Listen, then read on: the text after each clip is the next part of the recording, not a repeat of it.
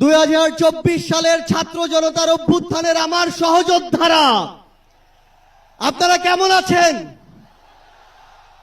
আমার সামনে আজ এই ইসলামী আন্দোলন বাংলাদেশের মহাসমাবেশে যে লক্ষ ছাত্র জনতার উপস্থিতি, তারাই ছিল আমাদের জুলাই অভ্যুত্থানের অন্যতম সহযোদ্ধা।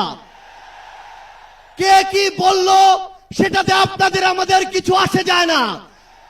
আমরা যতক্ষণ জুলাই অভ্যুত্থানের ওই স্পিরিটে নিজেদের বুকে ধারণ করে শহীদের যে আত্মত্যাগ, জুলাইয়ের যোদ্ধাদের যে রক্ত দেয়া, সেগুলোকে আমরা যতক্ষণ ধারণ করে সামনের দিকে এগিয়ে চলবো, ততক্ষণ কারো প্রপাগান্ডা আমাদের কিছু আসে যায় না।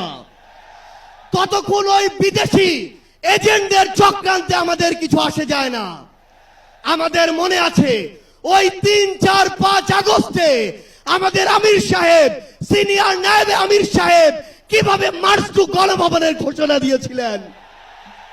আমরা স্পষ্ট করে আপনাদেরকে একটা কথা বলি, এই 24 পরবর্তী বাংলাদেশে আমরা যারা অভ্যুত্থানের সহযোদ্ধা ছিলাম, আমরা যদি ঐক্যবদ্ধ থাকি, আগামীর বাংলাদেশে আর কোন ফ্যাসিস্ট কোন নামে কোন ব্যক্তিকে সামনে রেখে কোন দলকে সামনে রেখে এই বাংলাদেশে দাঁড়াতে পারবে না।